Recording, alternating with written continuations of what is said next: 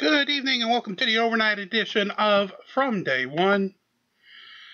Art Bell is along with us tonight. There is no guest. It's anything goes, open lines. So without further ado, from the 25 time zones and from the great American Southwest, here comes Art Bell via Sirius XM back in the day of Dark Matter.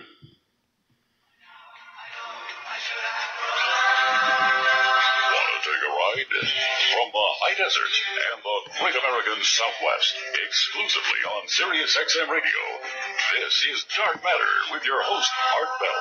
Now, here's Art. Here I am. This is extraterrestrial radio, and it's open lines tonight.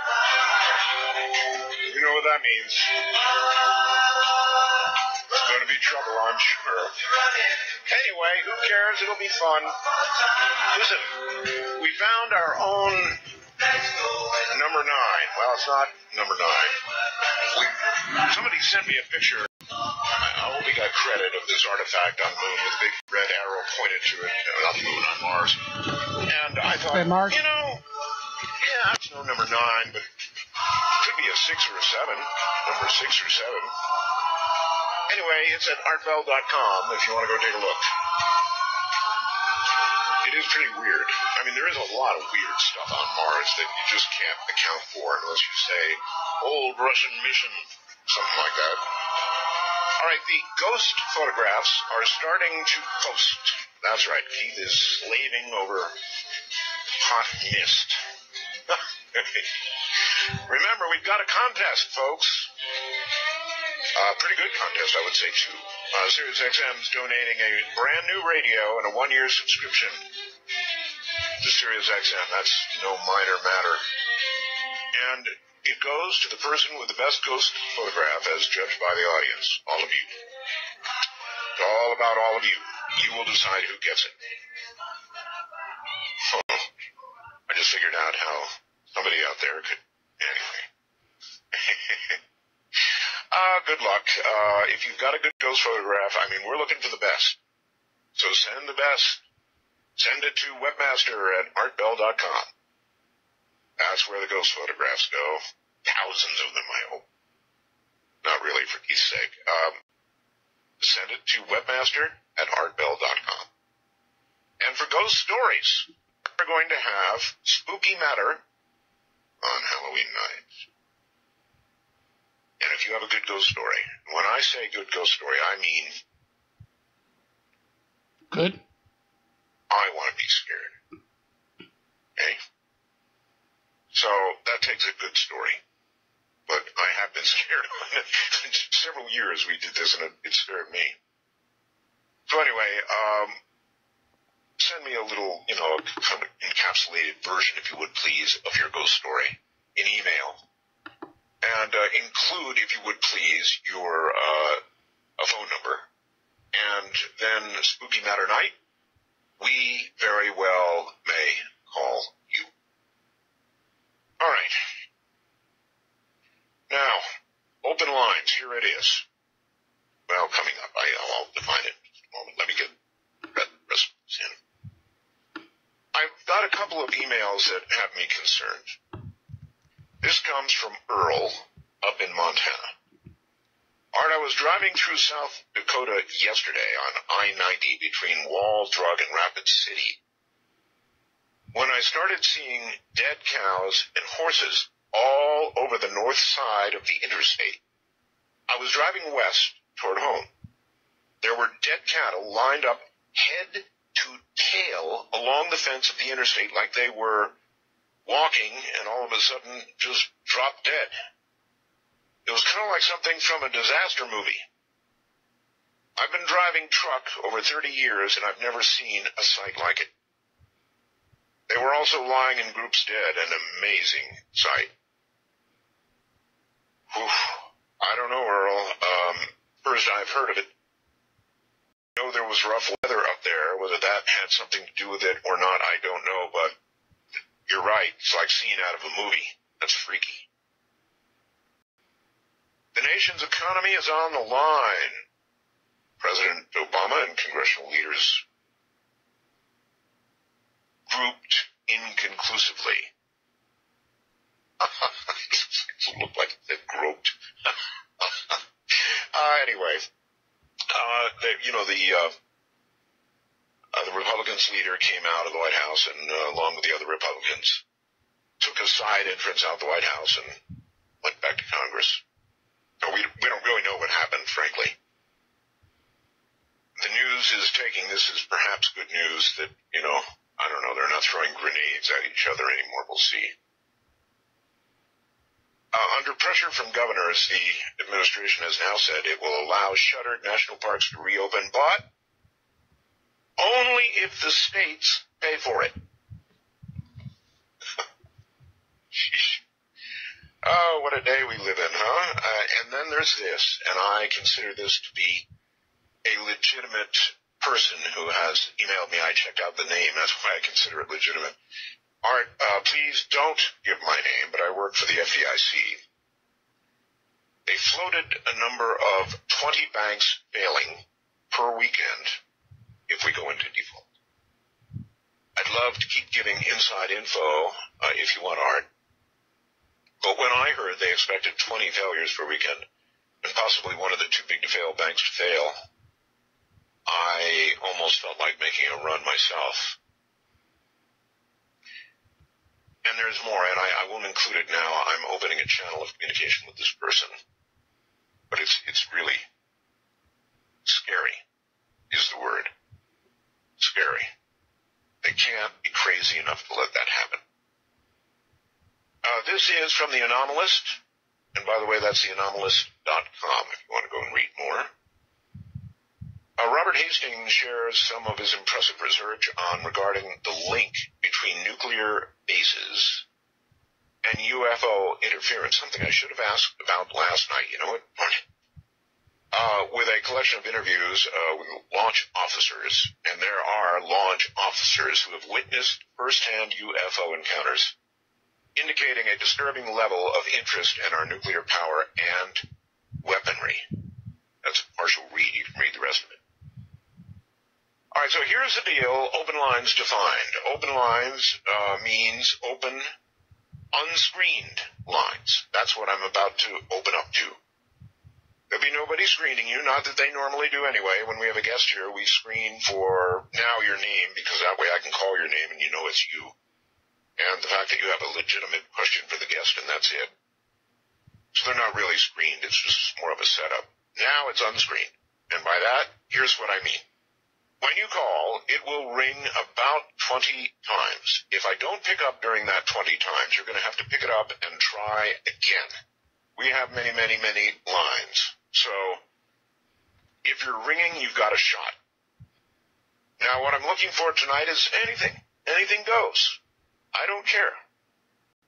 If you're a time traveler, by all means, I want you to call in. Sounds crazy, right, time travelers? Not so crazy, actually. If there are time travelers, the big question is, then where are they?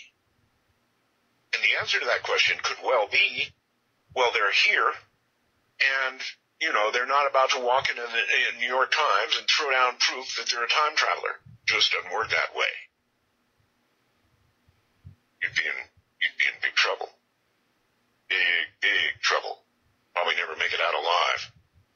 So I understand that they could be in our timeline and not exactly really vocal about it. I wouldn't be. God, I'd love it to be true. That there really would be time travelers. That time travel really would eventually be possible. Or, if you think you're the Antichrist, I certainly want to hear from you. Vampire zombies, or just plain old peoples, humans. Whatever's on your mind is fair game. The numbers are simple. I love our number. It is so simple, 855-REAL-UFO. Now, set your mind at rest. It is a free call. We pay. 855-REAL-UFO. Or if you need the conversion number, it's 855-732-5836. Whatever, it's a really, really cool number. Okay. We're going to break for a moment here, and we'll be right back. From the high desert, the great American Southwest, this is Dark Matter.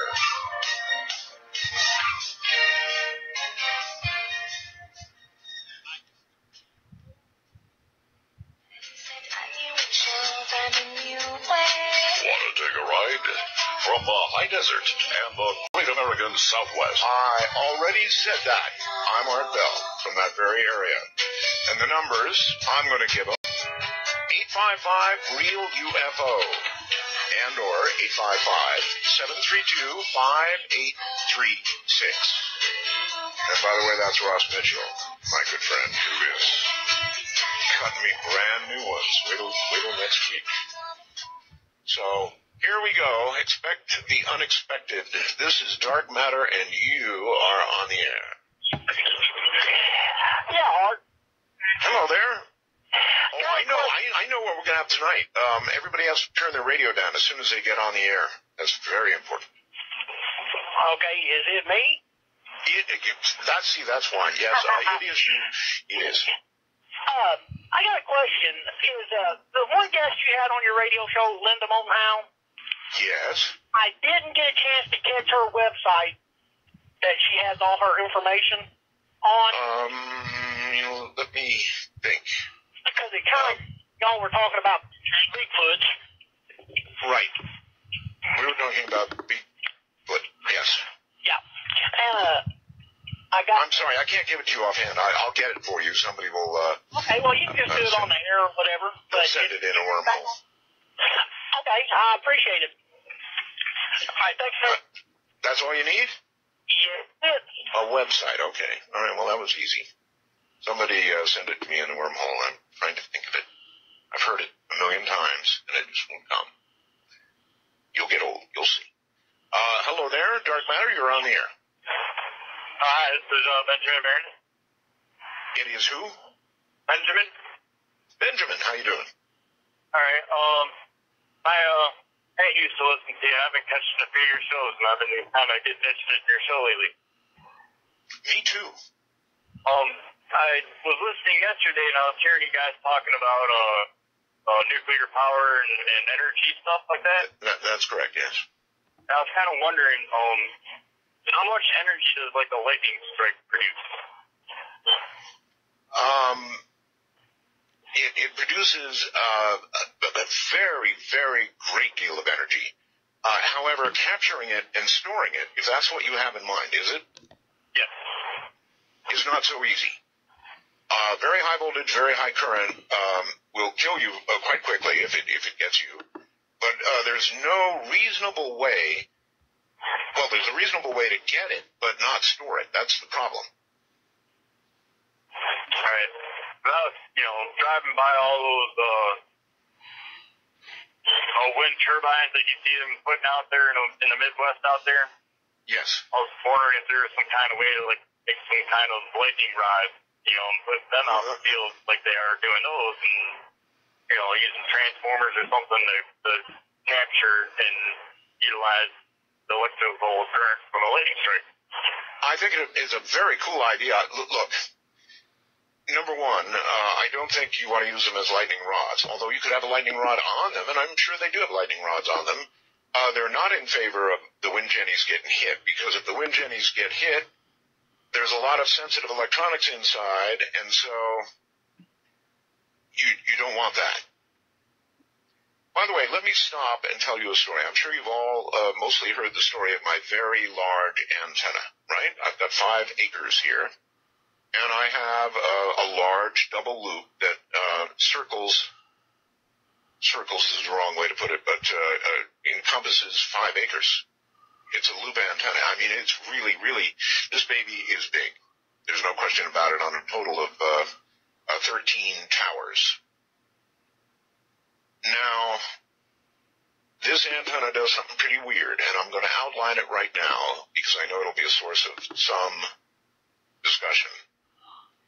This antenna has some strange properties, or maybe not strange. Maybe it's normal. But it has a very great deal of voltage on it. And there's a couple things I want to tell you about this. Number one, the voltage is at a minimum like 330 volts. It has components of both AC and DC, which we saw in a scope. We haven't had any real pros out here to test it. I've done about as much testing as I can do. Our local electric company was going to come out here and inspect it, test it, but they never did. It's really got enough voltage and current to knock you on your butt. Here's two other facts about it. Well, three other facts. Number one, that voltage is present on a clear, blue sky, no wind day. I mean, no wind, dead still. I've got a sort of a Frankenstein switch out there that I can throw to ground, and I do, fast. So you would think there would be a rise time for that voltage, but there isn't. It's there instantly. You can draw a like quarter-inch spark every time you close it to ground, and I mean even in rapid fashion. So the rise time is awfully quick. That's pretty weird, right? Then people said, well, it might be coupling from your local electric lines. I thought, well, that was a reasonable suggestion. So we tested it when we had a power failure. The voltage was still there. In fact, frankly, I view the voltage as more of a bother than anything else, but of course it has possibilities. I have something that takes it to ground, and I did that after I lost about 2 or 3 very expensive radios. Well, 3, actually. Very expensive. And so I have a special apparatus that takes it to ground with a choke and some other stuff. Goes to ground. Safely discharged to ground. It's an awesome antenna. Then there's one other thing. And you might want to explain this to me, and I probably, it's bad luck for me to be saying this right now, but bear in mind I have 13 towers out there. The center tower that I feed is 100 feet, better than 100 feet high. The others are, I think, 76 feet each. This is a big deal. In all the years that I've had this up, you would imagine that I would have been hit by lightning a lot of times. But it's never happened. It's me knocking on wood. It's never happened. You know, we're going on 15, 18 years, whatever it is. I should have been hit a whole bunch of times, but I haven't been yet. On wood.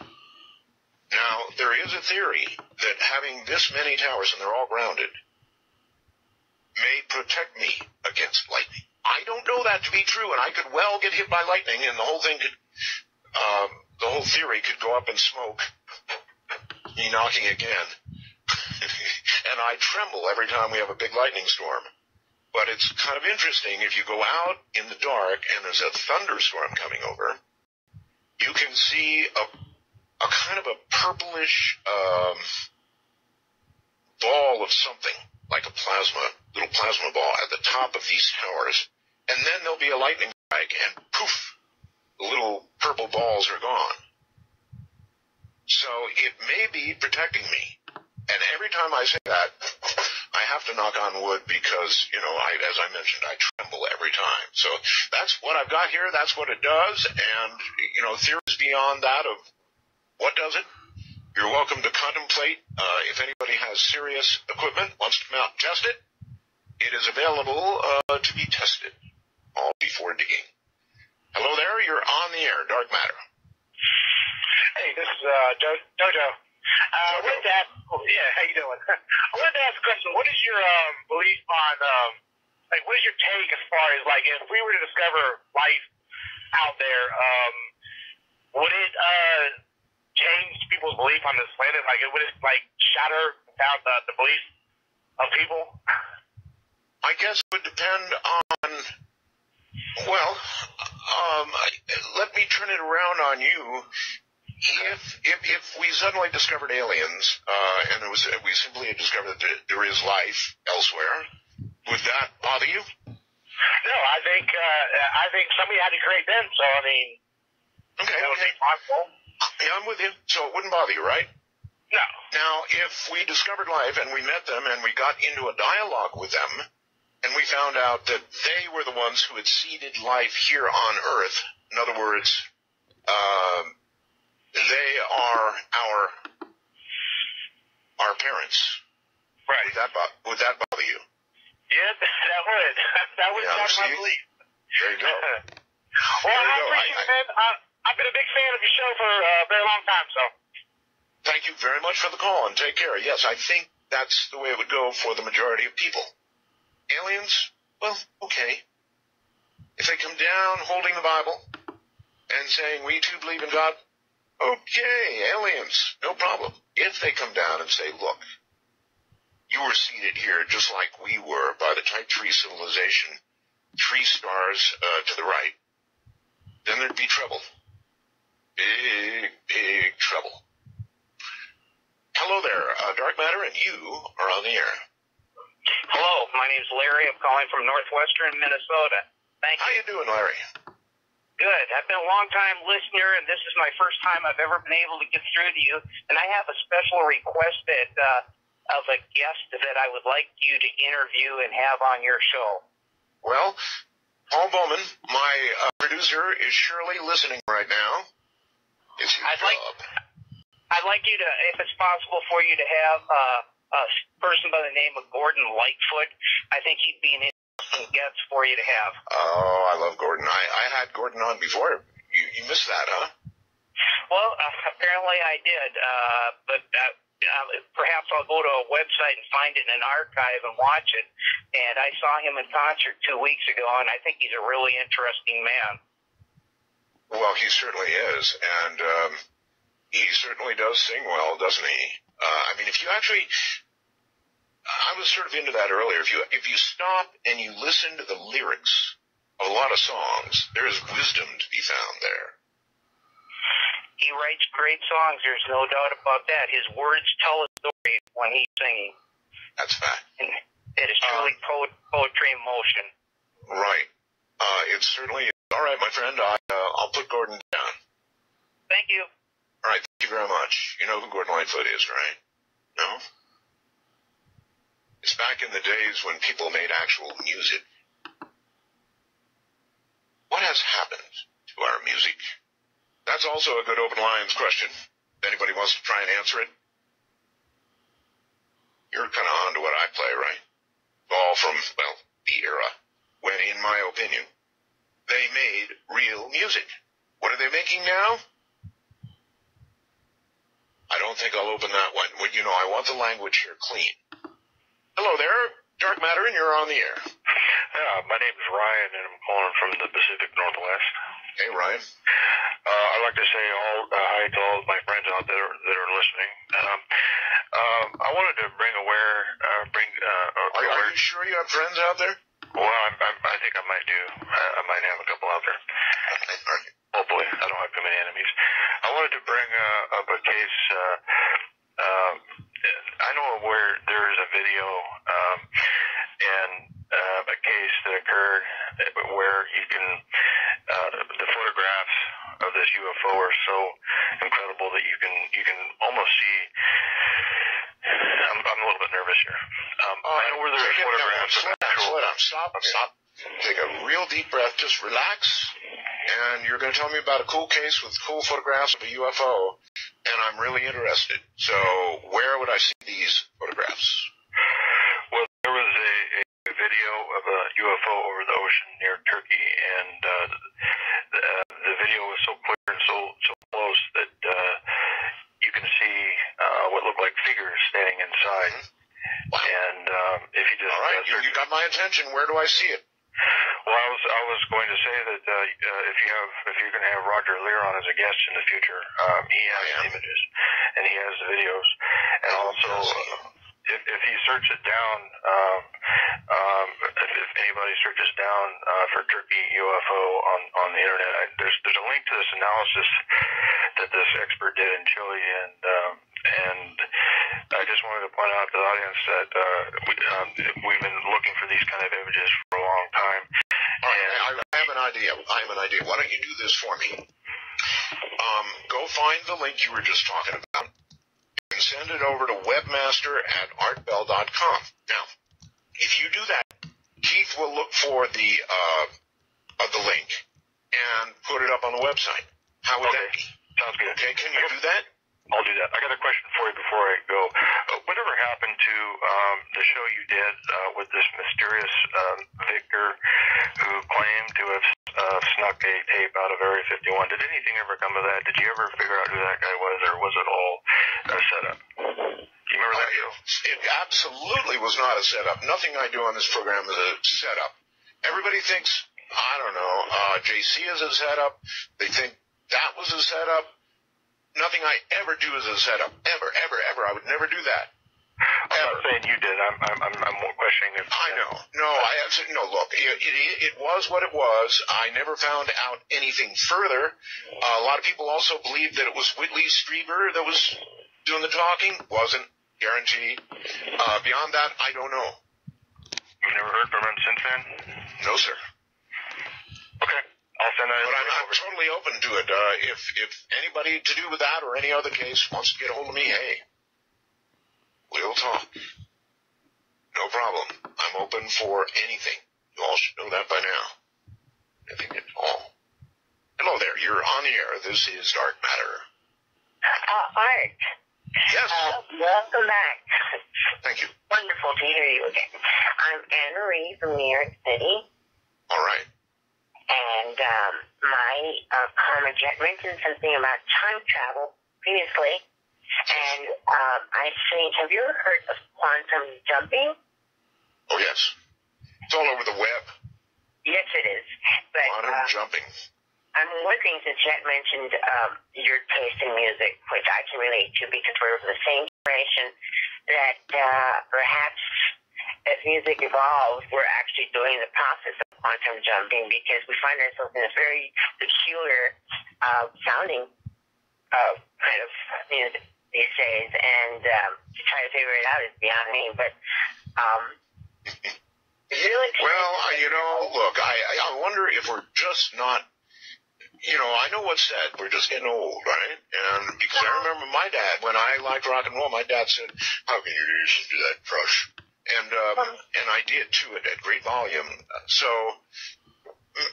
but I don't think it's true. I really don't think it's true. I mean, it was good then. It's mostly junk now. Not all, but the majority of it's kind of junk. But yet, right? Indoors, because every time I hear your show and I hear these songs, I'm always brought back to that time. And that amazes me. I remember clearly as if I was experiencing those moments with every song. I can remember faces and people and what we were doing. It's actually like time travel, right? It is, because now some of those people that I was fond of in that time, particularly in the 70s, are now gone. I rest their soul. If people believe in God. But I thought I'd just bring that up to you because I am fond of that period of music, that period in the 70s and 60s too, because I remember the 60s very well. And a question for you. I have a quick question for you. If you could time travel and you could go any time, where would you go? When would you go? What would you do? What year would you go? I would try to go back to 1963 and warn the president, John F. Kennedy, not to go to Dallas. Thank you very much. That's a good answer. Can you imagine trying to do that if you could go back and you could warn President Kennedy that he was going to be shot in Dallas? Think of how that would go. You'd go back with a sure knowledge that President Kennedy was going to be assassinated. The absolute knowledge that he was going to be assassinated. And you would run, I'm sure you'd tell the Secret Service. You'd try to get to the very president himself and say, Mr. President, you're going to be shot. You go to Dallas. And you know where you'd end up? You'd end up in a Secret Service holding cell. This is the problem that I see with time travel. Now, perhaps you could go to the book repository and attempt to stop it that way. But if you went back and told the Secret Service or tried to tell the president, warn him, whatever, as that lady said, you'd end up in a holding cell for sure. Dark Matter, you're on the air. Hello. Hello. Hello? Hi. Hello. Hello. My name is Gus. Gus, how old are you? 9. 9. All right. Well, welcome to the program. Okay.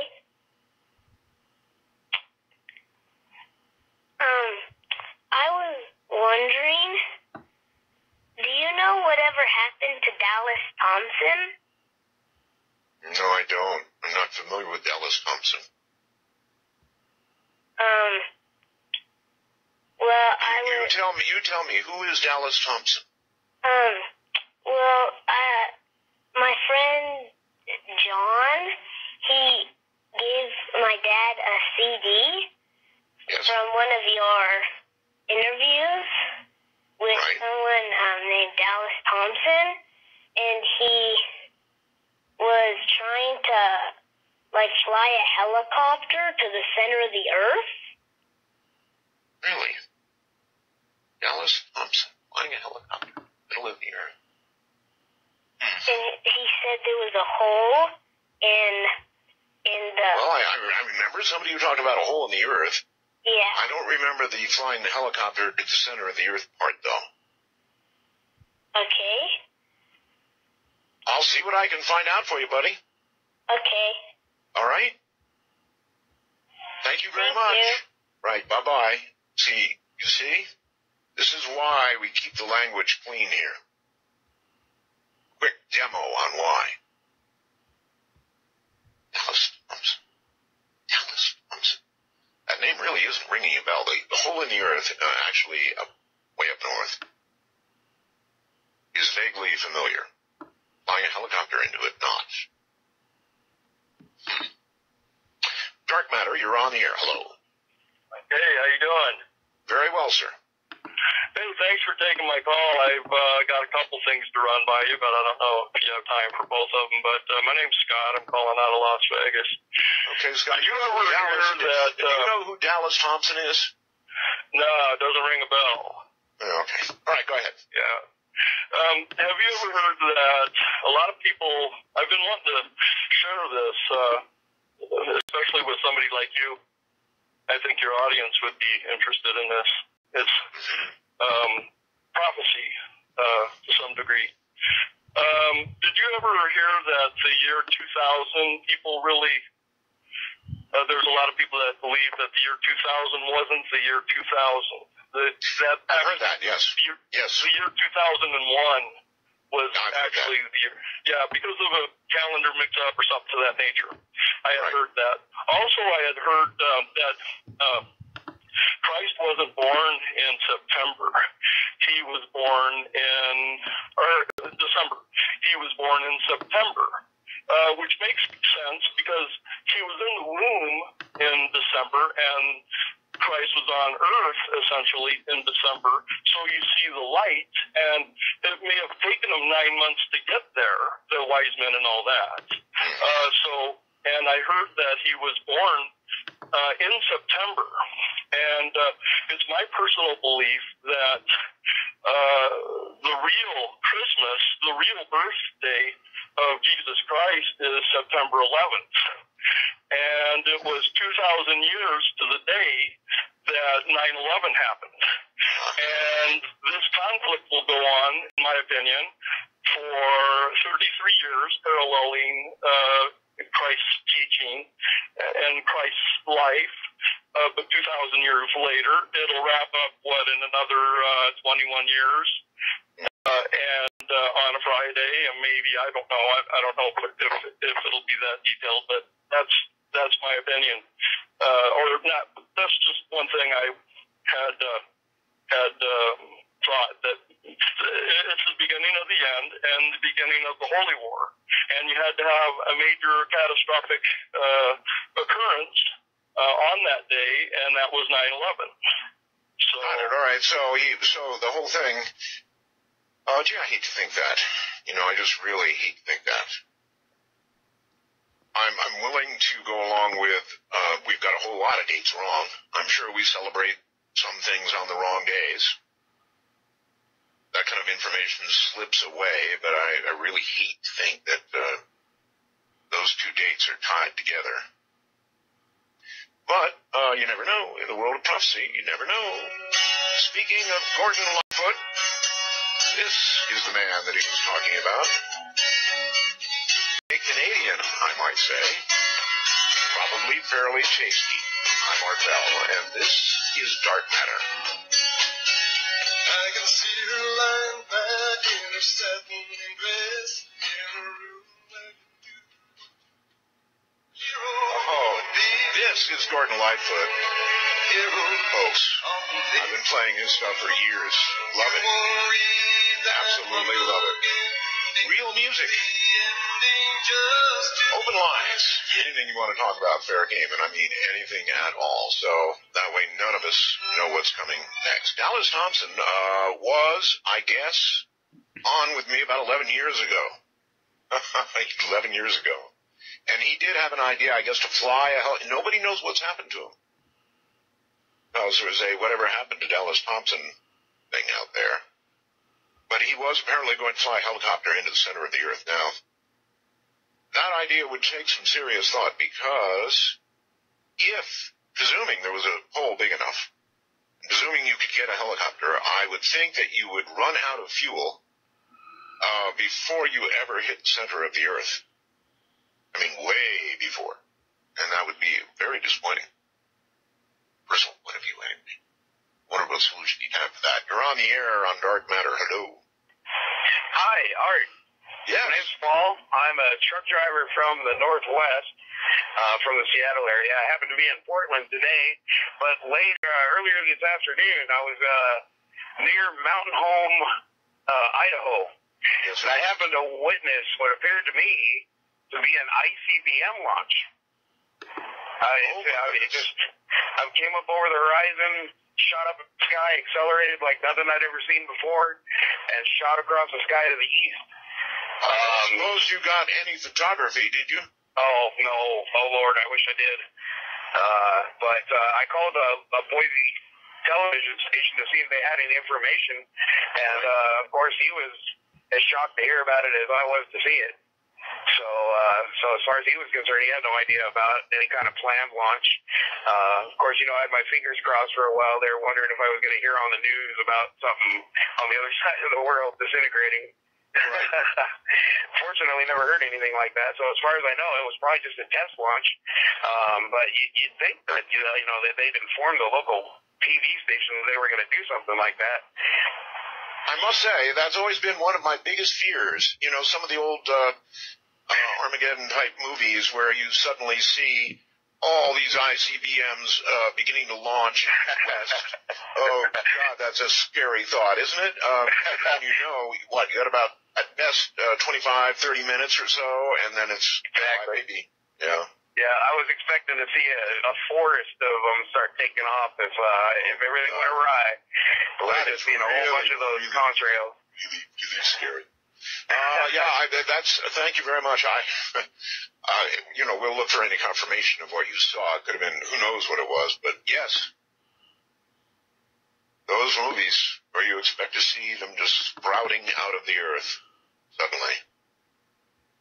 And you know that in, 20, 30 minutes, it's all over. I think over the pole, that's as long as it would take, right? That's what we all live with. We were talking about that a little bit with yesterday's guest. But we all had to live with that. The possibility that at any moment, it could all be over. There were moments where, I was in the Air Force at Amarillo Air Force Base, and I remember picking up the DEFCON phone when they raised the DEFCON level over the Cuban crisis. I was a young airman, and I picked up there was a DEFCON phone at every facility. And I picked it up, and I think all the blood drained out of my face. It was pretty freaky. Hi there, Dark Matter, you're on the air. Yes. Turn your radio off, please. I just did. Hello? Okay, you're on a speakerphone or something. I can't understand what you're saying. Oh, no. Okay. Oh, yes, no speakerphones. All right, hold on a minute. I'm hanging. Cell phones we have to live with these days, but speakerphones on cell phones, who knew? Yeah. Can you hear me now, though? Oh, that's so much better, yes. Okay, all right. Well, this will do. All right. Well, first of all, I just want to say that I've been listening to you off and on for years, 4 years old. I even remember listening to you when I was in high school, late at night, trying to find you on the AM dial, going back and forth. One station would finally go out, and I'd have to find you on another station. And I'd listen to half of you part of the time, and then when that was over, I'd have to find another station this part that I missed earlier. The good old days. Yeah, old they really were. Yeah, they really were. Just a couple of things. Would like to hear something on the shroud sometime. I've heard something here, a few months ago. They've got some new, that they've got some new stuff about it. I don't know anything about it, but just something that I remember picking up on the radio that they've got some new stuff, and I'd like to kind of hear something about that. I believe the provenance of that is still in question, right? They're not sure. And seems to indicate that it might not be at all. So see, there you it's just been kind of interesting. And I'd also like to hear some stuff about what the Catholics have been saying about the aliens and their all their work that they've done with astronomy. Okay, the Catholics have been very open, actually. A lot of cardinals have had things to say, bishops, about the possibility of aliens. I must say, if I could time travel, I would surely, my visit would be, I guess, to the birth of Christ. I'm not a particularly, as you all know, religious guy. I'm just not. But given a choice of places to go, that's where I'd go. I would want to see it with my own eyes, wouldn't you? The whole thing. Follow it for as long as I could. Right on through the early years and as I became a carpenter and see it for myself. Witness some of the miracles. Wouldn't that be something? Dark Matter, you're on the air. Hello. Yes, Art. Many Roswells, Tetra Roswells, and 51s from Bell Gap. I have a couple of spooky stories for you. All right. When I was a kid, about 13 or 14, me and a couple of friends were in our living room watching a couple of scary movies. And there's a big lightning storm outside. And a big crash happened outside. And in come this big flowing ball that came through the front room window, crossed our heads, and dissipated on the back wall. Ball lightning? Might be. It was pretty freaky. I take it nobody jumped up and tried to grab it. No, we were too in awe of it to do it. Good choice. Yes. And also, when I was a kid, about one, we lived in a house over on the south side of town, and 1 year old? Yes, 1 year old. You remember when you were one? I don't remember, but I was told by my parents. I see, okay. Yeah. So, the gas on the stove would turn on at random times during the evening, and the toilets would flush at random times, and nobody was in the bathroom. And there was a room upstairs that it could be cold as hell outside, and it'd be warm, like 90 degrees. And when it was warm outside, it would be cold as heck in that room. Well, that's pretty weird. I'm afraid that if, my gas was coming on by itself, I'd be thinking somebody was trying to do me in. Yeah, that'd be a pretty good assumption. But my dad and my mom went to Illinois to get some holy water for my very Catholic great-grandmother. Oh, really? Yes, and they brought it back to the house. And my grandma, on my mom's side, took the holy water upstairs and sprinkled it on the door frame and said, if there's any evil spirits in this house, get out. Did it and the door frame shook.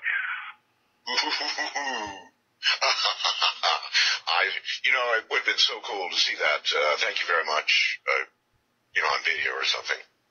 Usually, it's a person in the throes of being occupied by an evil entity of some sort, and it's usually sort of right? when it touches somebody with the devil in there.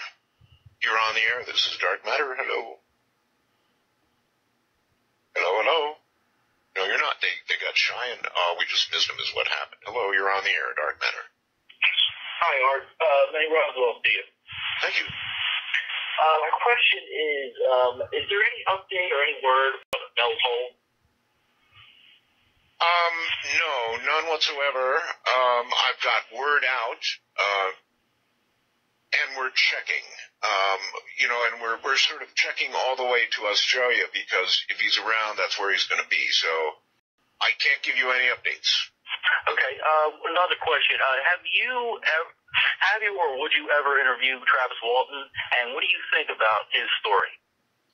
I have interviewed Travis extensively, and I think it's a very compelling story, extremely compelling. And I think he's telling the truth. And so the story is what it is. And yes, I've interviewed him, full show interviews. Oh, that'd be great. I'll have to look that up. And one more thing. Are you familiar with the psychic Sylvia Brown? Of course, yes. Would you ever interview her? I might. I'm not really big on psychics. Okay. It's so subjective. I would like to believe in psychics. I've known a couple that were pretty darn good, but I don't know. For the most part, it's subjective, and I sort of stay away from it. Understood. Okay.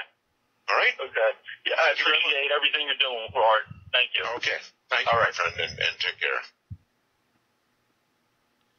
I guess I've said it the way I want to say it. It is sort of subjective. Anybody can sort of say they're a psychic. And separating the wheat from the chaff is really a job when it comes to that. You're on the air with Dark Matter and Art Bell. Hi. Hello? I guess I didn't. What a dummy. Now you're on the air. I can tell because you have your radio on. Hello. Just turned it off. Sorry, Art. All right, that's quite all right. Everybody's going to have their radio on, I know. That's okay. I'm just calling about there was caves in the Midwest that you reported on years ago that they found Egyptian artifacts. Whatever become of that? I don't know. People are going to ask me these questions, and I'm sorry I can't say. Well, they're in a museum now, and you can see them. I don't know. It's not a good, satisfying answer, but it's the only one I have. Okay, Art. Thank you, sir. You're very welcome, and take care. There's going to be a lot of that. And a lot of times I'm going to say, I don't know, because I don't know. But yes, there were caves in the Midwest that people were exploring, and they were finding fascinating things in them. But beyond that, no. Dark Matter, and you're on the air. Hello. Hi, Art. Infinite Roswells and 51s to you from the vaguely lovable at Belgab. Vaguely lovable, yes. Hi, I'm Andy from Melbourne, Australia. And wait a minute, Andy. You're calling from Australia? I certainly am. Oh, wow, welcome. Thank you. I've been a long-time fan, but I've already said that in my Roswells. How's Australia? Oh, Australia is beautiful. I love it here. I would imagine so. I've never been to Australia, and I've been to most of the world, but I've never, and I really, really want to come to Australia. Well, you're always welcome, and there's always a spare bedroom on my place. Wonderful, thank you. What I was calling about is, I've got two questions. One's a follow-up for the first question. I just want to know who owns the back catalogue of all your old shows. And I'm pretty sure I know the answer to that. It's Premier Radio. Yeah. And is there any chance that you would be able to get that back in any way? Whatsoever. No way. No way? In fact, they won't even stop playing my Saturday show. If they keep playing my Saturday show, I'm gonna sort of send them email until they tag it with, for modern, up-to-date material, please tune to Sirius XM 109 after the Saturday show, I would actually love it if you had a 24/7 Art Bell channel on Sirius where you played your live shows, a mix of the old shows. I think it would be great. One never knows, and if I'm here long enough, we'll have lots of new old shows. Definitely. Well, I'm loving it. I'm loving the new show. I love your old shows. Thank you very much for coming back. Well, thank you very much for calling, and well, take care down there. Thank you very much. Easy, Australia. It's really cool. We have listeners all over the world. The odds of your getting through, unless we had some special number. You know, I'll check during a break. I wonder if we have some special number where, for example, I could have people outside the country call. Or time travelers. If I want time travelers, I would like to have a special line because there are zillions of you out there. So, okay. Dark Matter, you're on the air. Hi. Hi, Art. Todd here, phoning from Canada. Hi, Todd. I just want to say the other night that you had on a guest that was talking about little blue guys and they were bringing people back from the spirits and stuff like that. They're saying everybody. Whitley Strieber, yes. Yeah. Well, that got me thinking back to when I was younger. A friend of mine, he died, and the day that we buried him, that night, he came to me in my sleep and he says, "Same thing. I'm fine. Everything is good. Don't worry about me." And well, all right. You've got to wonder. I certainly wonder, and that is. You know, I kind of understand. In your sleep, he came to you, but you've got to wonder, is it your mind, or did he really come to you? I mean, you're going to miss him.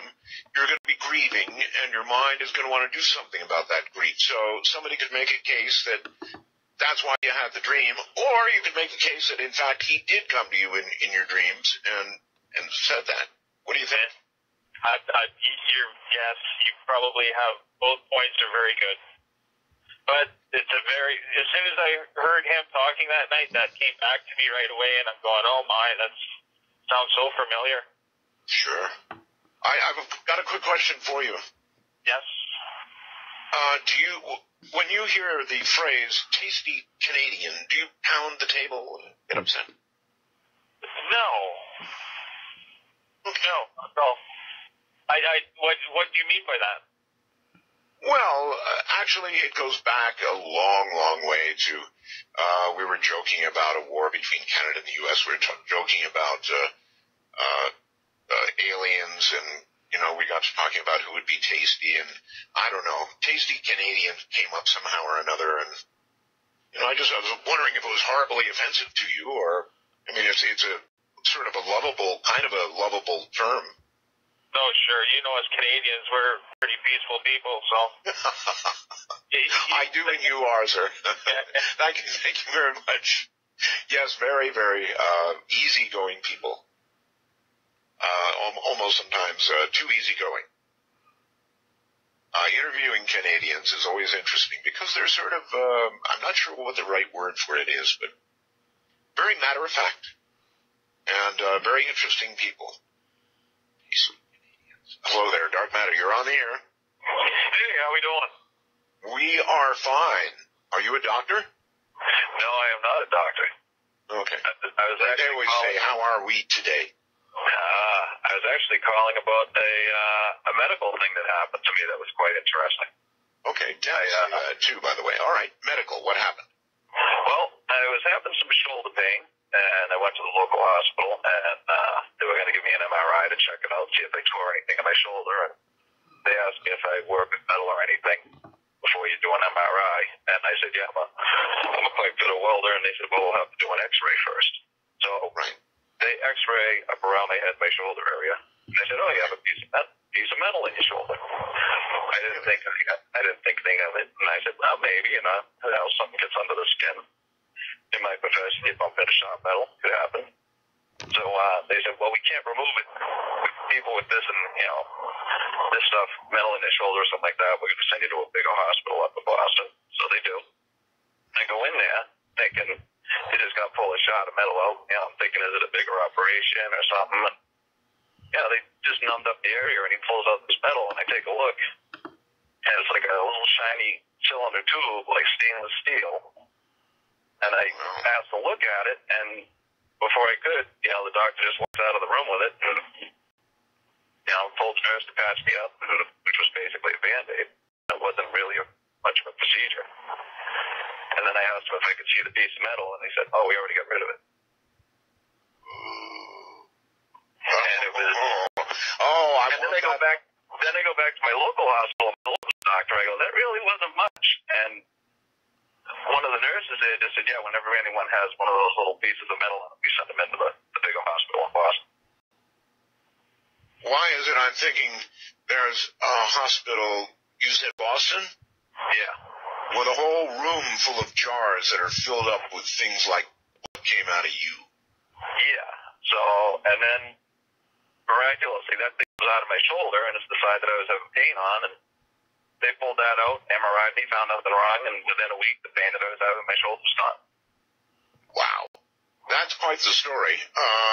I can't imagine. I guess in working in metal, something like that could happen, but yeah, and I figured I've not looking like what you described.